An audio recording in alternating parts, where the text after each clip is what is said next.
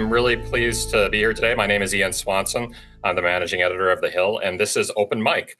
This is the first open mic The Hill has ever done. It's a new conversation series we're starting here, where we're hoping to bring on interesting people, sometimes policymakers, to talk about politics and the news. But what makes open mic really special is that we want it to be a two-way conversation. We want to hear from readers of The Hill, from followers of The Hill on social media. We want to get your questions, and we've got some great guests to kick it off today. I'm going to be talking to the authors of Fight, Inside the Wildest Battle for the White House. And the authors are Jonathan Allen and Amie Parnes, two veteran Washington journalists. Jonathan works for NBC News. Amie is a colleague of mine at The Hill. We've all known each other for quite a while. Amie and I have worked together for more than a decade, I think, at this point. Incredibly, this is their fourth book together. And in a moment of just sort of incredible timing, their book Fight debuted just last night as the #1 bestseller on the New York Times nonfiction, hardcover, and ebook list, which is really a remarkable achievement. I'm going to pat them on the back again and say it's the second time they've done that. Shattered was the first. So that's really something. Really, really proud of you guys, and I can't wait to dive into the book. First, I just want to go over a couple of things for our audience. Please feel free to type questions into the Q&A function at the bottom of your Zoom call today. My colleague, Lisa Williams, who you've just heard from, she's going to monitor your questions as we go through this conversation. She may read some of them later, very, very soon, perhaps. We also may ask you to ask a question aloud. So get ready for that. That's what's going to really make this on-mic presentation special, we hope. So thanks for being here. And again, super, super excited to be talking to Jonathan and Amie. I think I've given you a bit of an introduction with the 4 books and the veteran reporters. All Jonathan and Amie are experts on Washington. They've been covering Democratic and Republican politics and the White House for many years. The thing I want to start with, though, actually, is just the book and how it feels to have a #1 bestseller after all of this hard work that you've put into writing a book and covering what was probably the craziest campaign in recent memory. John, do you want to go first? Yeah, I mean, here's the thing. This being the 4th book, we very much know that, like, no matter how much work you put into it, and how much sacrifice your family makes for it, and how many people you talk to for a book, that there's elements you can't control. You control what you can. You do the best reporting you can. You write the best book you can. You promote it as much as you can, and then you just sort of hope. And it is. It's amazing to see it happen. It is just it's just amazing the response that we've gotten. I mean, it's obviously nice to have the accolade of being the #1 bestseller, but I think what really kind of hits us is that how many readers have messaged us on social media or personally or texted us to tell us what a great read it is. And that is so fulfilling. And the combination of the two things, I'm thrilled. I'm feeling very lovey today. I've been calling people to thank them for their support. So Ian, let me thank you for your support. And Amie, of course, my partner in crime on 4 books now. Feeling very loving toward you today too. Let me interject with a new question for Amie. I was curious, do the books get easier as you go along? Or like, was this the easiest book to write, or was this the hardest book to write? Put that into perspective for people who might want to write their own books. I mean, I think John would agree with this, but for me, this was the hardest book to write just because of the condensed timeline that we had. We started, as you know, right after the debate. We weren't even going to do an election book. A lot of people don't know this, but our publisher asked us to jump in, and we did. Smart. Yeah, it was smart. And sources kept asking us, both of us, why aren't you doing an election book like this? You're crazy. You guys are like the election book people. And we thought, we've like done that. We hit #1 already. Why would we do this again? Diminishing returns. But it was such a crazy campaign cycle that we had no choice. And I think this was the hardest one because we were doing interviews and writing at the same time. And we were doing like a dozen interviews a day and then going back and writing. And John and I had trouble almost like keeping track of like the flow of information. I think the human brain is not capable of doing all of this at one time, and John is a machine, and I couldn't do this with anyone else. And people thought that we were sitting on this information, which is so funny. And we laugh about it because we were we were basically writing and reporting this from the second the election ended until like a month and a half ago. So Yeah. it was hard work. And that's why it feels so good to have it hit the way it did. As John said, you never know. It's such a crapshoot. And so and we're both so thrilled with, the reception. Yeah, That's and we great. reported like we reported like our lives depended on it, and we wrote like our hair was on fire. And I agree with Amie that this was the hardest one to do for those reasons. But there is one thing that's easier, which is after having done it a few times, I think we've gotten, at the risk of sounding, you know, uh, arrogant or obnoxious about it, I think we've gotten a lot better at being able to tell the story in a compelling and fast way. And so that part of it gets a little bit easier. Like we know when we've got certain information, we're like, this is the key for this chapter. For the most part, we had to rearrange 2 chapters, but basically, we kind of know what we're doing in terms of trying to like bring the reader in and put them in the room. And I think having done those previous books made that a little faster of a process this time. There were fewer revisions, fewer versions of this book. And Ian, you'll appreciate this as my editor, but we didn't really get that much editing this time around, which we were both sort of we couldn't believe it. We were like, really? This is how it's going to be. It's a dying profession, Amie. And we were happy to have you help out too and look over some drafts. So that was nice. Thank you. I saw there were a few reporters on this call. There's probably people who have thought about writing their own books too. Whether you're an author or a reporter, probably if you're a creator of any kind, you have to get used to dealing with criticism and people who don't like what you wrote. Again, whether that's a newspaper story or a book.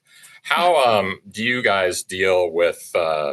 I think, as Jonathan and Amie would put it, or the young people, maybe the haters. When people are complaining about something, how are you generally dealing with that? How have you dealt with it in this situation?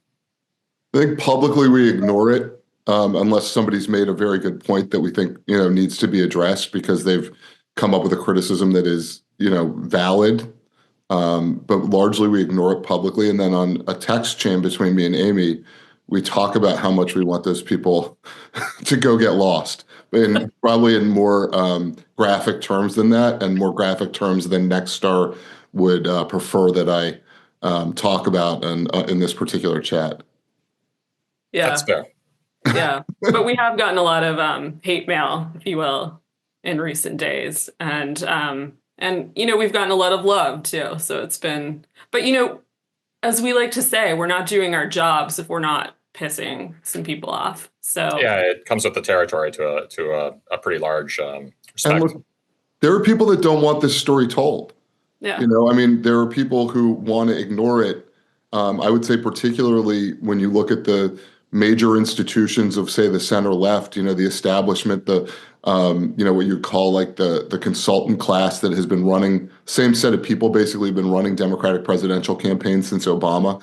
Like, they don't want anybody to read this and see what's actually going on behind the scenes. And that's okay. But my sense is that if you want to stop getting your butt kicked, you have to take your head out of the sand. I think eventually even they are going to have to concede that there were mistakes that were made, and that there are mistakes that are continuously made or continually made by the Democrats that put them in a position where they lost this time. Let's go to after Shattered, I think, some strategists came to me and John and said, I learned a lot and I'm going to implement that going forward. And we learned this time that they didn't really learn their lesson. They were repeating a lot of the same lessons that we wrote about in Shattered. Well, let's go to mistakes. Your book certainly goes through some of them. Reporting in the Hill and other places has certainly gone through quite a bit of mistakes that Democrats made. We've probably all got our opinions on this, but I'm curious from the perspective of the people who did this book, what do you think was the biggest mistake Democrats made in terms of why they lost this election? And I'm trying to ask this in a way where it can cover both when Biden was the prospective nominee and when Harris was the nominee. Do you want me to go first? Yeah, go for it, Amie. Okay, so where do we begin? Messaging, terrible messaging effort. I think grassroots. I kept hearing, and Ian, we I can't even talk. We ran a story about the grassroots effort in the days leading up to the election, and Democrats were bragging and boasting about how many boots they had on the ground, and it didn't matter. Also, fundraising, they kept bragging about how much they had raised. It also didn't matter. Trump had almost rewritten the playbook, I think, on all of those things, and he had done new things like podcasts and we wrote about how Kamala Harris tried to get on Joe Rogan, and that was a whole big thing and didn't happen. So yeah, I think all of those things were mistakes. I guess I was curious. So, Jonathan, if I could, I was curious if there was even like a bigger mistake that where no matter what the messaging or the fundraising was, it wasn't going to make up for it. Like, is the elemental problem here that Biden thought he should still be the nominee after the midterms, and then there wasn't, some kind of a different process, or who knows? Maybe that wouldn't have made a difference either. Well, I think so. I would take two separate tracks with this. One is the Biden problem, which is you've got a sitting president who wants to run for re-election. There is nobody who is close to him, who is willing to tell him that that's a bad idea. To the extent that any of them think that it's a bad idea, no one's willing to tell him that because they're going to get cast out of the circle. The president himself does not see the difficulty that he's having, and that is related to the other thing. And you read in this book, you see kind of over and over again where Joe Biden makes decisions that are about Joe Biden, that are about Joe Biden's ego, about his desire to hold on to power. One of Mike Donilon, one of his closest aides, told another Democrat, no one wants to give up the plane or the chopper or the house. And so he wanted to cling to power. He thought that he was best to beat Trump. He wanted to defend his legacy. And in the end, all of those things come falling down, partially because he puts his own interests above those of the Democratic Party, right? And so I think that's part of it. And it feeds into another thing that I think covers both candidates, which is polls showed that Americans wanted change. There was, if you looked at right track, wrong track, 3/4 of Americans thought the country was on the wrong track, which is a screaming endorsement for some sort of change. And a sitting president can offer reform, can offer a different vision for the future and not just continuation of what they're doing. We saw that with Bill Clinton in particular in 1996, talking about a bridge to the 21st century and talking about what his plans were for his second term. With Biden, he wanted to continue, and this is the way he would put it, defending democracy and defending abortion rights. And we're at a point in this election, and I think it was clear for a long time that inflation was the biggest issue. I think immigration was also an issue, and Republicans seem to understand that those things can be connected in voters' minds and are connected in many voters' minds. Democrats don't see those as connected issues. But when you think about change, Biden wasn't offering any of it. And then when Kamala Harris comes in, there's an opportunity for her to offer change, and instead she stays tied to Biden. How could she have gotten away from him, right? Well, there are things you could do to pitch forward. You could offer a forward-looking vision for the economy, a modernized American economic outlook. You could do that without fully throwing him under the bus, but he was putting tons of pressure on her. As your book points out, you can't get distance from me. I don't want distance. Right, it was a different phrase in the book, right? He said, "No daylight, kid." Daylight. He kept reminding her, no daylight. He didn't want there to be any daylight because he didn't want his legacy scuffed up. Yeah. And at that point, for the Democrats, the best thing to do is for everybody to get in line and support Harris and let her do what she needs to do to win. So much so that White House staff told her campaign staff, as we report in the book, that she should do whatever she needed to do. But Biden was telling her something different. And Harris did not choose, and I think this is out of deep loyalty, both a strength and a flaw, out of deep loyalty to Biden, she chooses not to break away from him. So she's not breaking away from him on policy. She's not breaking away from him on messaging. And then, as she said in a debate, she was asked, what's the difference between you and him? And she said, well, background and experience.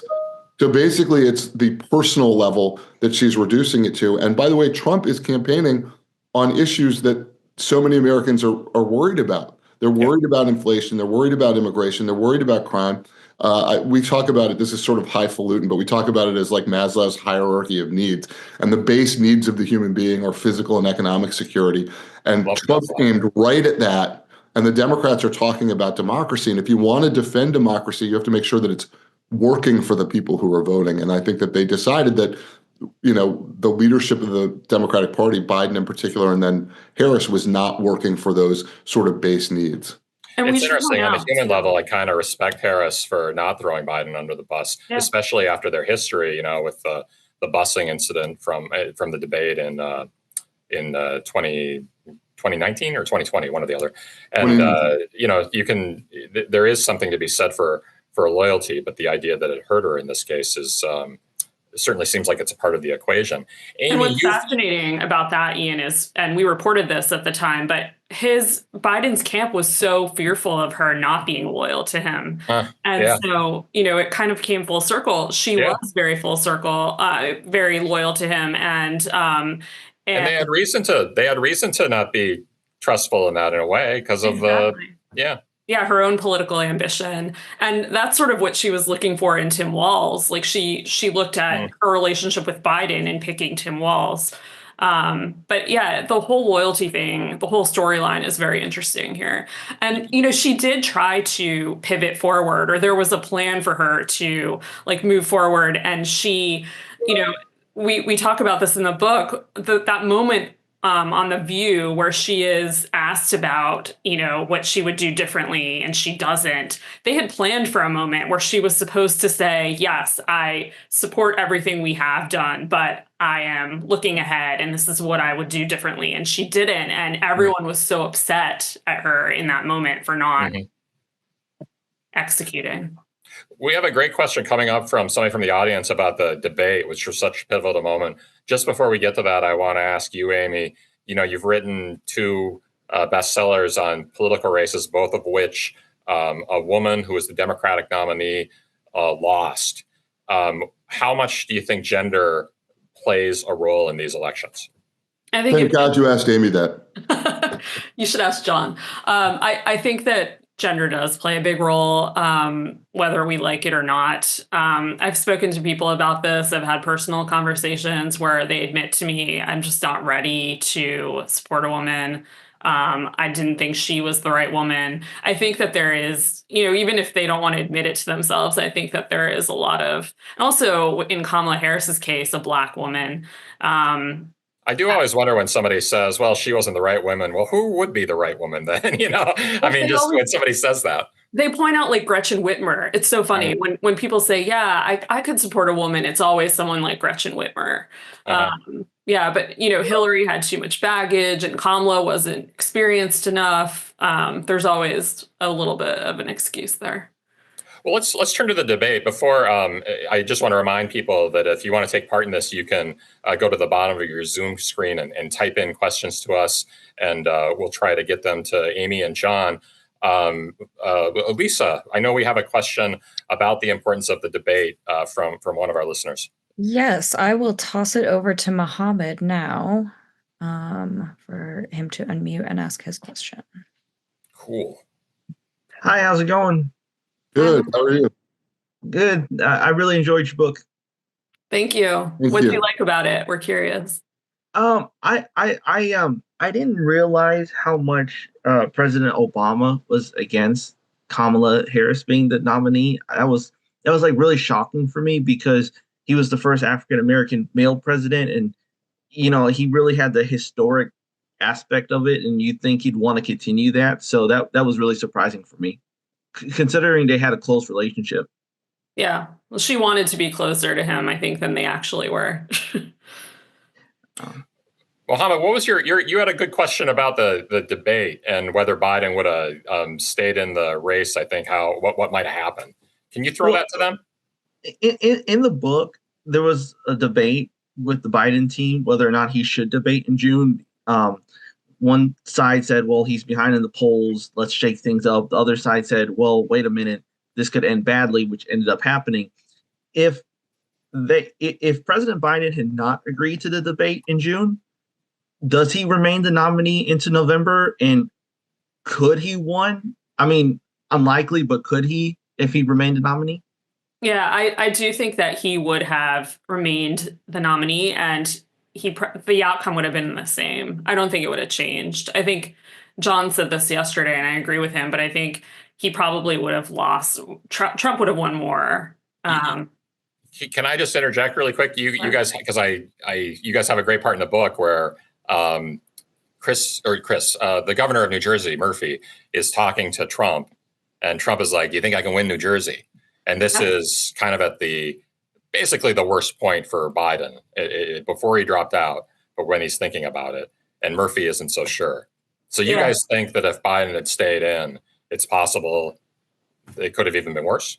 I mean, yeah, I think you could have seen. I mean, I know Democrats feel like this was a catastrophic loss because they lost both. They end up with neither chamber of Congress and Trump in the White House, but it could have been more catastrophic in terms of the division of power in the Congress. I think if you pitch it forward and you say, okay, well, what happens if Biden stays in? He becomes the nominee, and then there's probably a debate, at least one debate in September or October. And there's no reason to think that would have gone any better than what we saw. He was on a trajectory to lose as it was. I think Kamala Harris ended up being better for the Democratic Party than Joe Biden would have been, and also, insufficient to win. What do you think of that, Mohammed? That makes sense. That's what I was seeing on the ground, talking to Democratic operatives. Am I allowed to ask the other question or not yet? Yeah, ask one more, and then we'll try to get to somebody else. So apparently the ceasefire came really close to being agreed upon in May before both parties backed out at the last second. There's a lot of talk that the Democrats lost 100,000 Muslim American votes in Michigan alone. If there was a ceasefire in May, could Democrats, either Biden or Harris, have pulled through? Good question. So it's an interesting question for Michigan and the outcome in Michigan in particular. And I know there are Muslim Americans in other states who are paying attention to Gaza closely, but I don't think that has a big impact on, say, Pennsylvania, where Trump won pretty handily, and that put him over the top. I'm not sure that it makes the difference in Wisconsin, for example. So, could it have changed? I mean, it's impossible to know what would have happened if other factors, if there was a separate reality. But my gut says that actually doesn't end up changing the outcome. Yeah. What do you think, Amie? I totally agree with him. 100%, whatever he said. Yeah. Whatever I said. You guys really trust each other a lot. That's the other thing right now about writing a book with someone. It's like having a roommate, right? Like you're like the same. It's like you and I, Ian. Like we're kind of like we have this mind meld, and John and I have the same thing. We're very simpatico on a lot of. We got to bleep that out. Thanks a lot, Mohammed. Thank you both. Thank you, everyone. Thanks, Mohammed. Lisa, do we have any other questions from the audience? We have a couple. I'll go to one that we got from the registration. This is from Rhonda. She asks, "Are there any options for Republicans who do not agree with Trump to assert their views?" So that's a good question. Look, they always have the option to do that. The penalty is harsh. What we've seen from President Trump is not only a willingness to punish his enemies, but a willingness to punish his friends. for the least bit of disloyalty or perception of disloyalty. So, they're taking their careers in their hands when they do that. And I think there's always like a little bit of room for disagreement, particularly if it's kind of spectacle. If there's disagreement that ends up in agreement, where he's able to bring them back in, I think that's something that they can get away with. But I think it's real hard right now for Republicans to vote against him, or to criticize his policies without the fear that he will go support a primary opponent against them, or simply turn the MAGA base on them, online or otherwise. So there's a real stick. And the carrot from Trump, of course, is that if you march in line with him, he will support your reelection and he will support what you're trying to get accomplished. And we saw that, I think, last week with tariffs. I was getting messages from people, Republicans, lawmakers, strategists, and they were all telling me, that they didn't agree with what he was doing, and yet they were not out there saying it publicly. So I'm curious to see if that changes at all. Loyalty is such an interesting thing in politics in general, and it's such a theme of the politics and the political stories you tell in your books. I mean, obviously we've talked about the Harris loyalty to Biden and how that might have been a problem for her.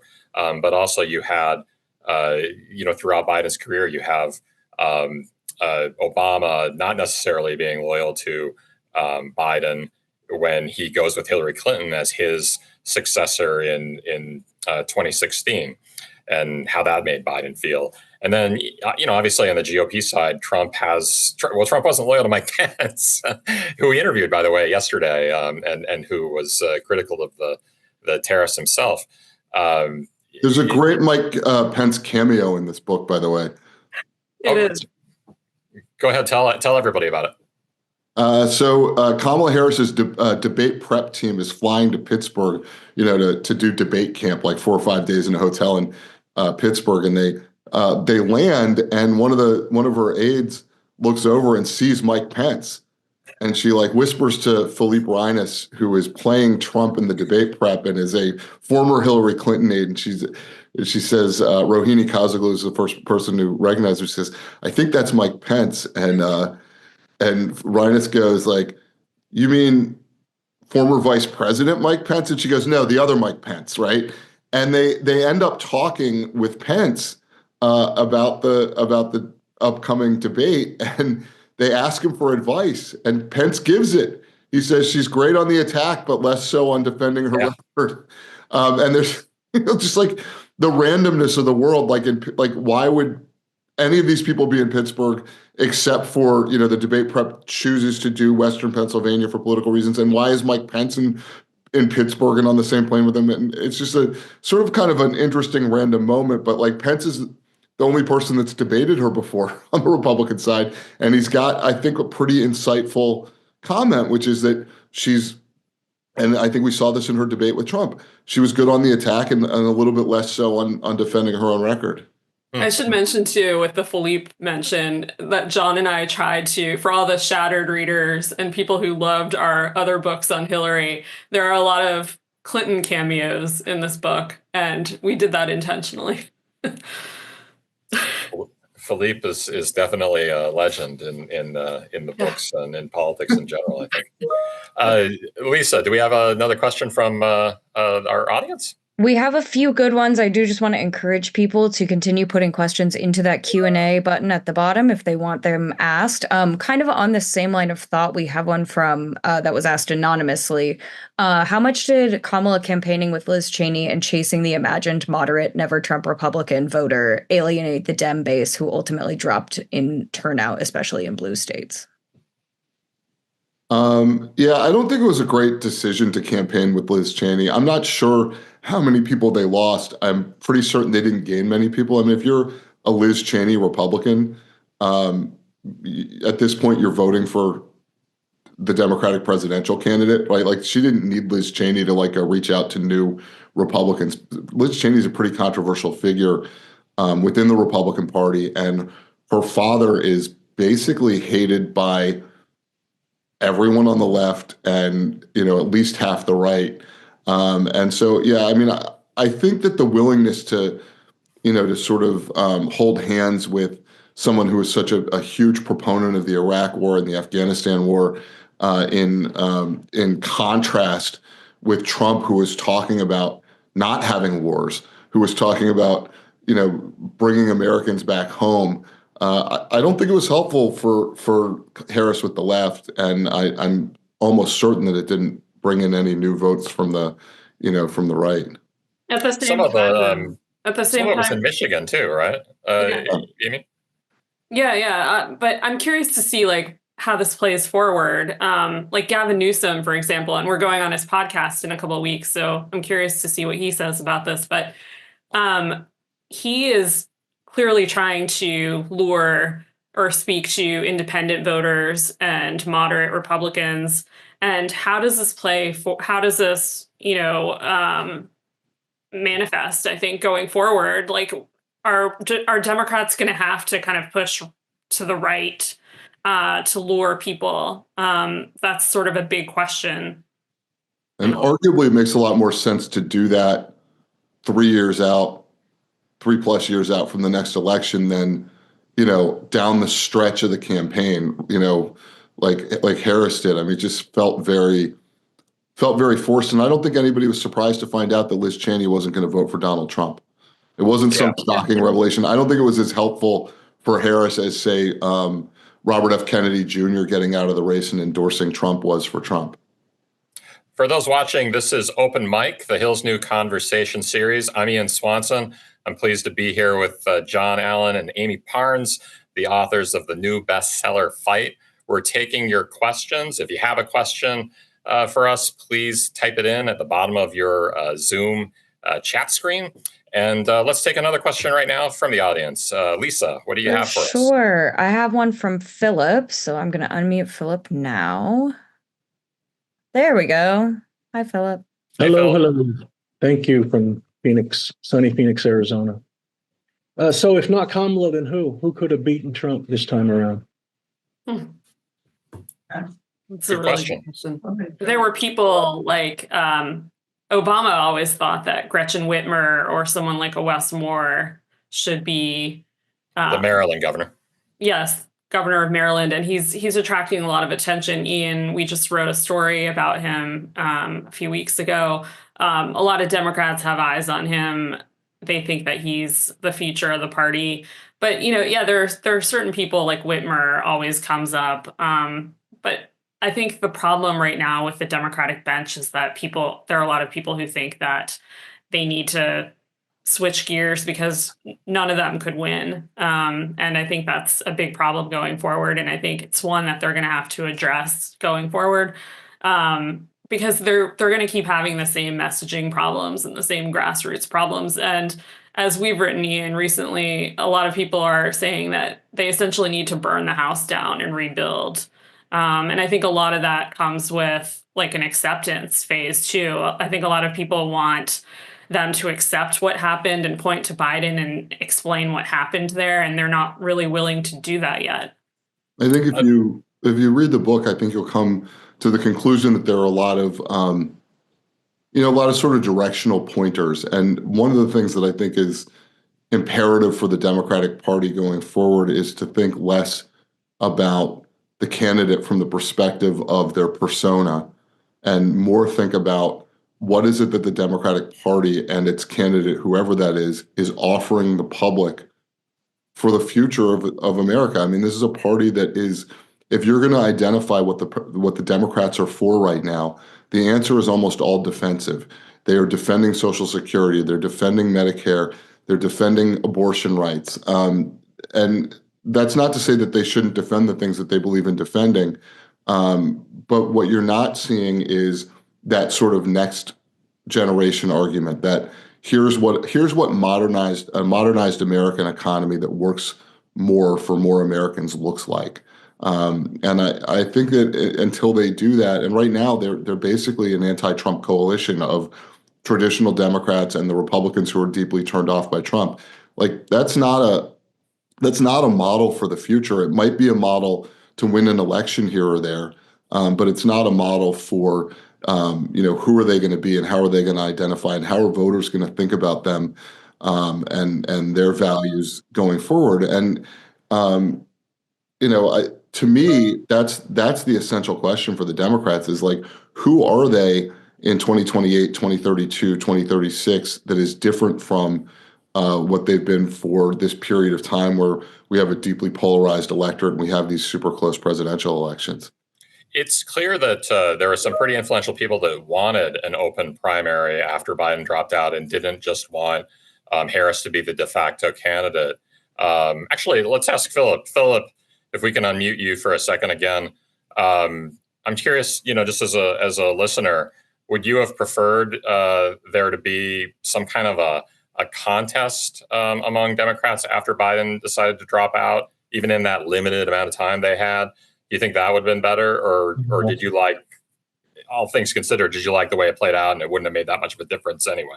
I don't think there was anybody that they could have picked up in that amount of time. I'm a little curious too, because you go back to the Hillary and that situation.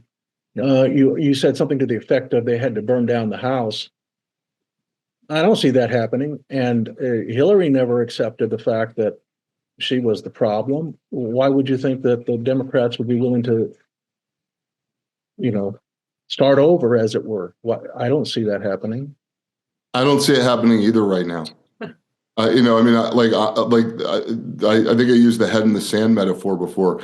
Instead of taking their head out of the sand, they're digging it deeper in.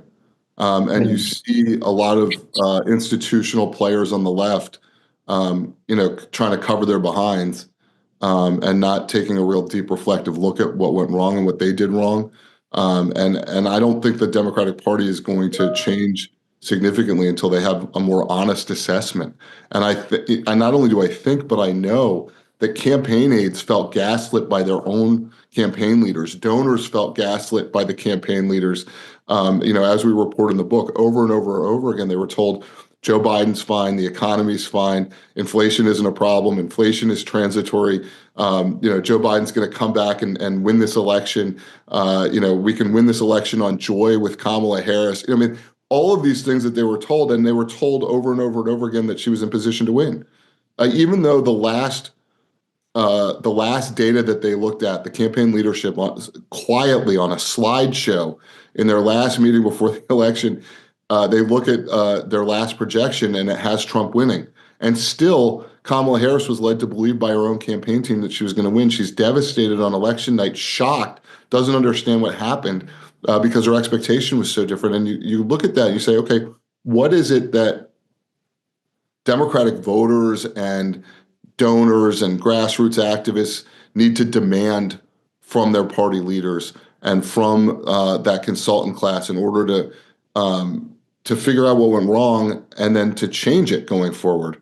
And because that's the only way that it will change is if there's a demand, from the grassroots level that there's change, because otherwise the people who are in power who refuse to look at what went wrong with clear eyes will continue to do what they've been doing. Thanks so much for the question, Philip. Great question, one that Democrats are still clearly trying to figure out as they go forward. Jonathan Allen, do you think that Democrats just tend to completely underestimate Trump? By the way, he's been the GOP candidate the last 3 cycles, and they did beat him in the popular vote 2 of the 3, but he won the electoral vote in 2 of the 3. Yes, I think they continue to underestimate him.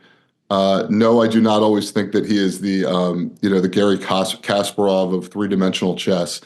But what's so unique about him is that in this era, the last 10 years or whatever, he has completely dominated the conversation. He has been able to take both sides on issues and be in the middle of attention. And sometimes that backfires on him, but more often than not, it moves things in his direction. And I think the Democrats have underestimated his ability to just completely blot out the sun and dominate the political conversation in this country. And they are so focused on each of the individual affronts that they see that they are prioritizing nothing.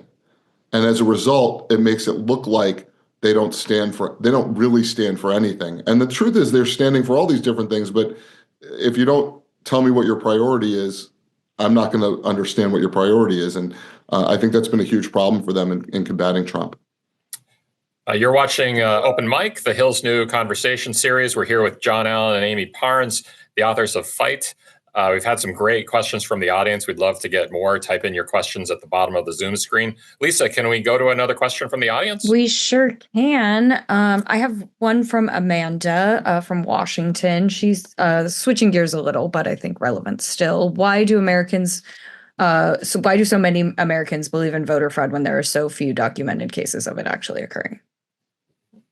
It's a good question. John, do you have any thoughts on this? Yeah, I mean, I think my first thing is that people don't want to believe that their side lost. Right? Like politics is like sports. Like you love your team, and you can watch your team in the NCAA finals or in the NBA finals or Major League Baseball in the World Series. And if your team loses, you start looking for, oh, the officials were biased against my team, right? Like you're looking for the explanation that is outside of my team failed. So I think when it's number the one, Vikings, Jonathan, I usually just see it right in front of my eyes, and it's like very clear what the reason is. But yes, good point.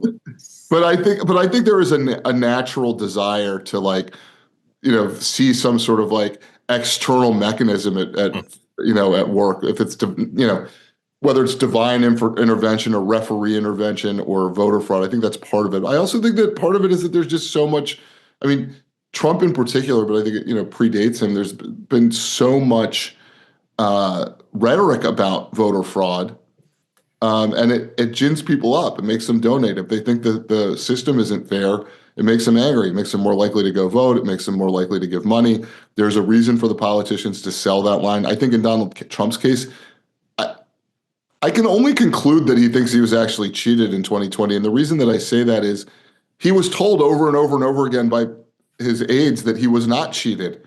And he still believed it or seemed to believe it, that he was cheated. And I think the reason is, and Amie and I report this in our last book, Lucky, I think we reported it in Lucky, and it's definitely true.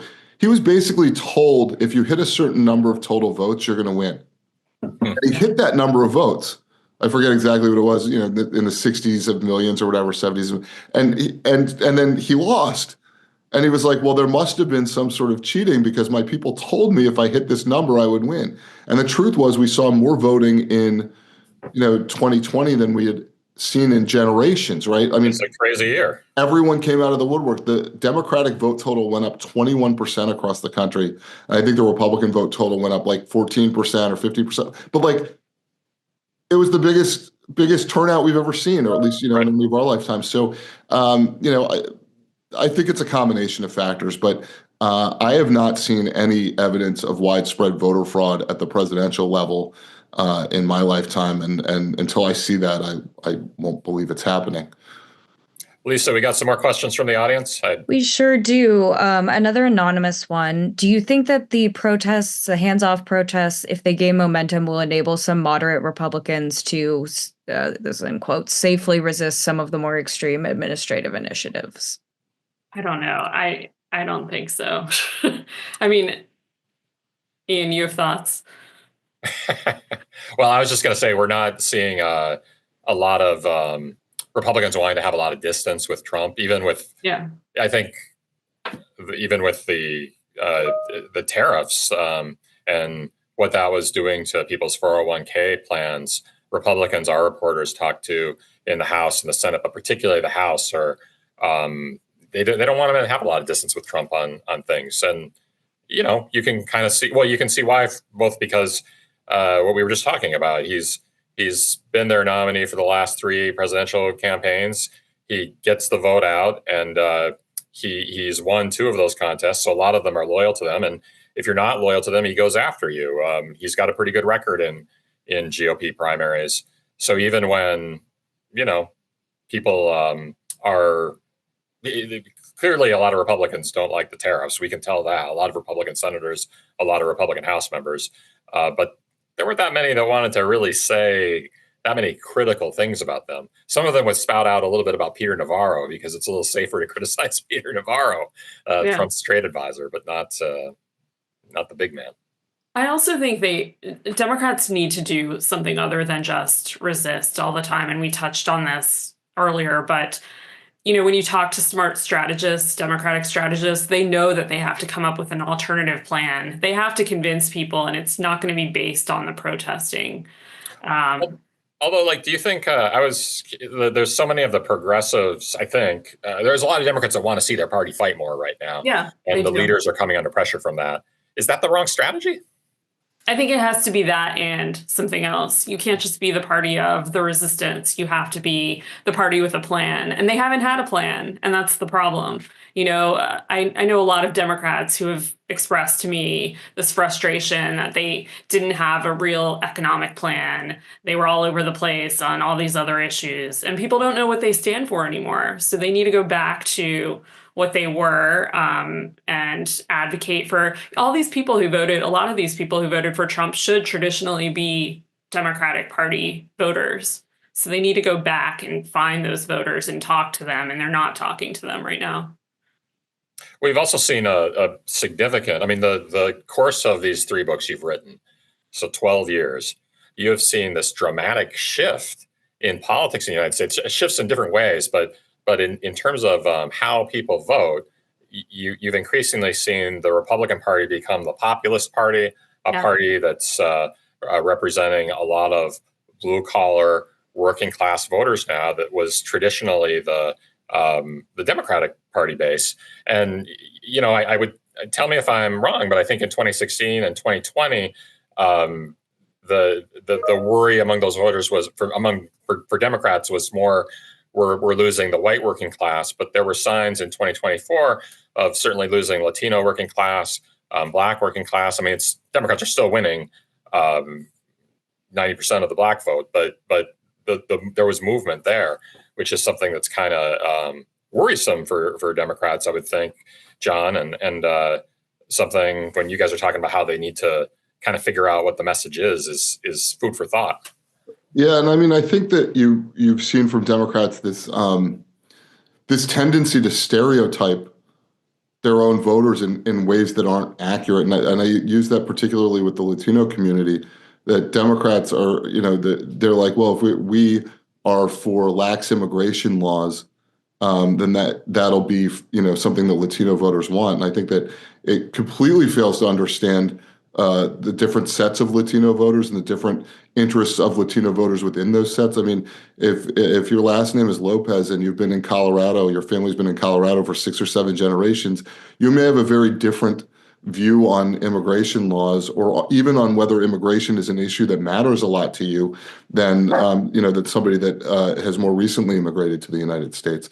Latino voters, just like white voters, Black voters, any other voter, like, they care about, like, do I have more money in my pocket? Are costs higher or lower? Are taxes higher or lower? Are schools better or worse? Everybody, am I safe? Is there too much crime? And I think the Democrats have really kind of pigeonholed themselves into this place where they are talking to large swaths of voters that they used to be able to rely on consistently or more consistently, with sort of old stereotypes that are not really reflective of individual interests. And I think one of the things the Trump campaign did extremely well, all these campaigns do some level of, like, micro-targeting, but I think Trump's basic core messages were the same for everybody.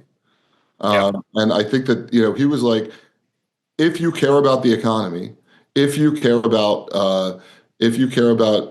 closing borders, or having an immigration system that doesn't let in millions of undocumented workers, like, then I'm your candidate. And if you want the opposite of that, go vote for the other guy. And he was okay with that. And I think that was something that was, we see it in the numbers. We saw it in the change in Latino voters.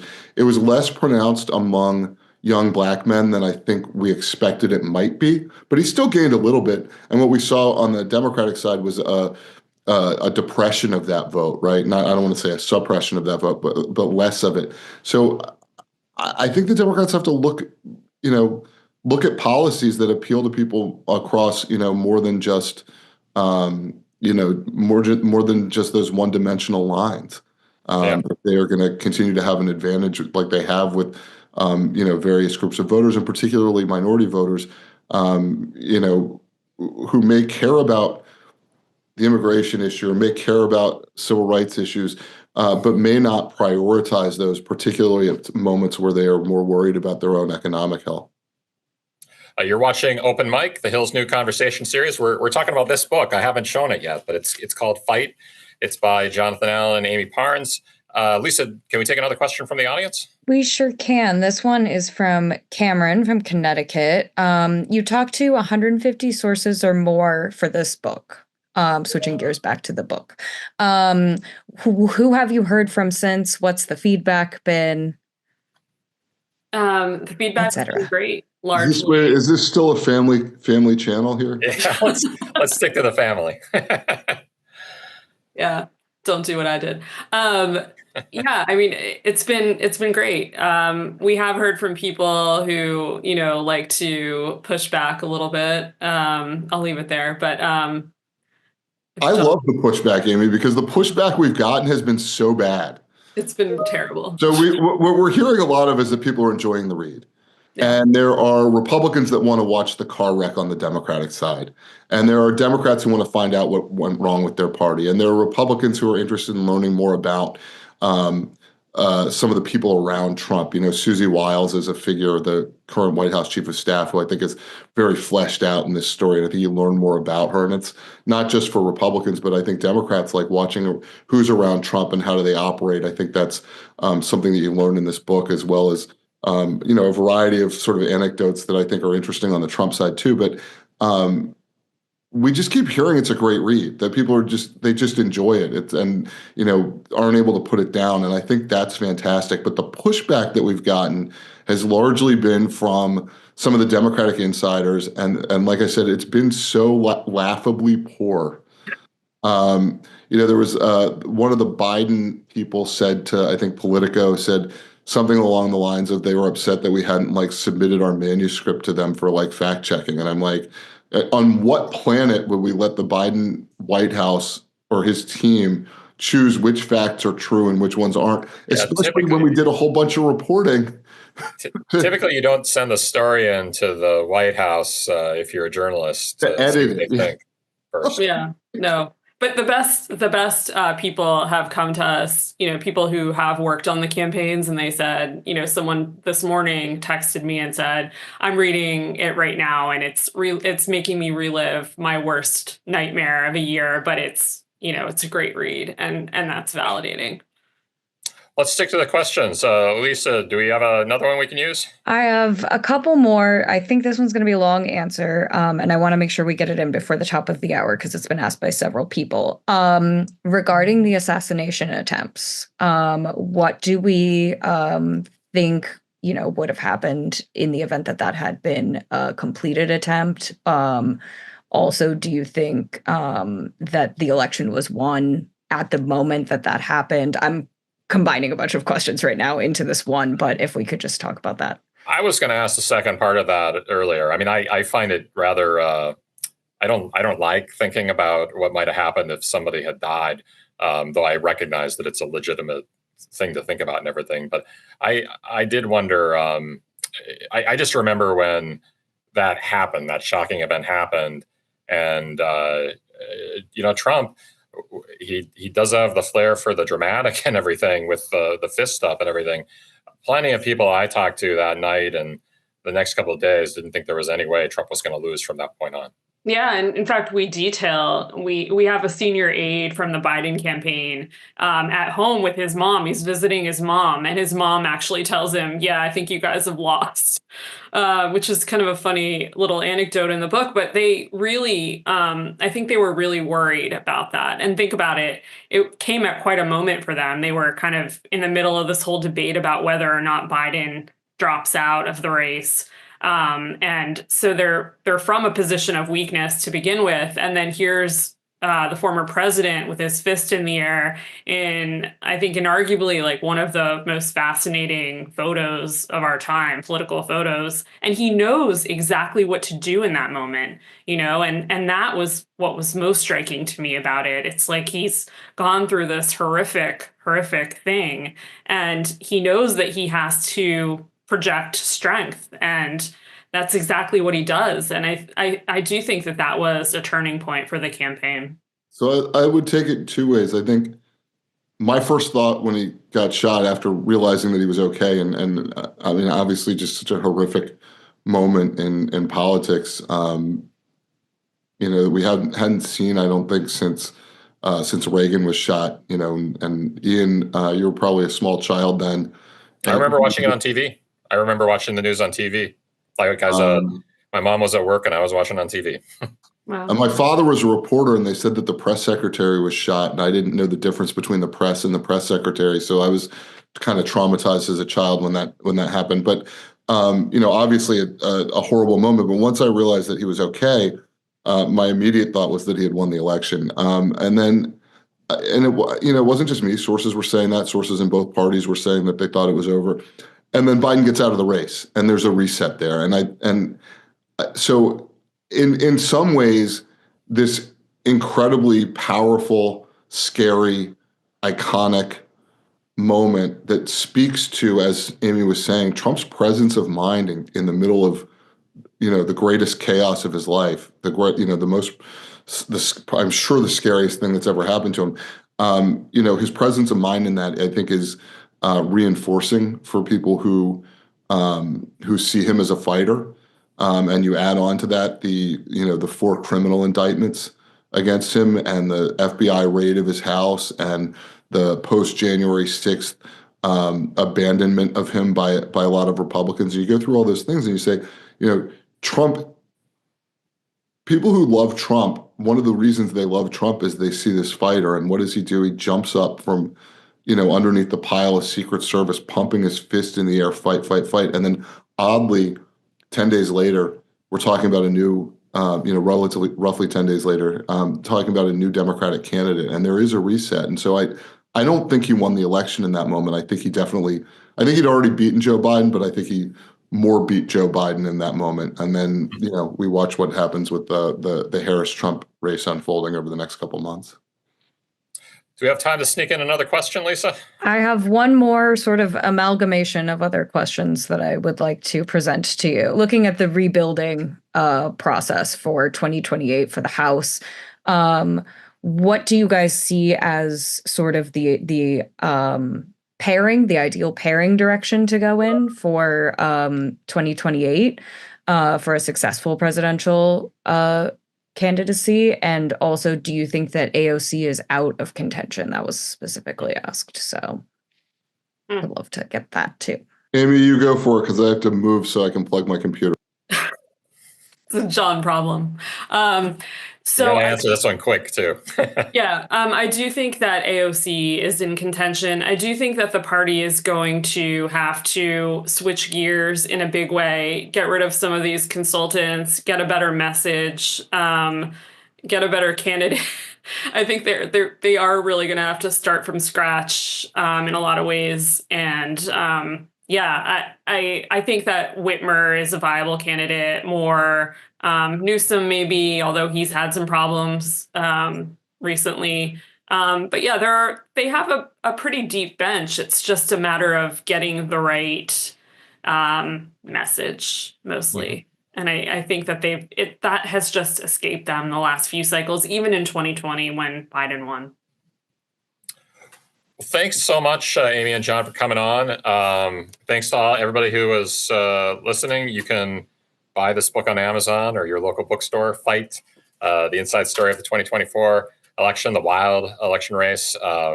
This has been a great experience to do open mic with you all. I hope you'll come back again. Ian, can I just jump in one sec? Yeah.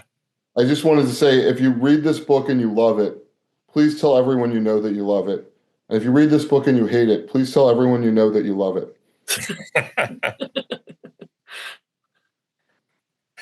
Wise words. I will say, though, too, that you learn something new on every page. So that's my pitch. Cool. Thanks again, everybody. Thanks for watching. Thank you.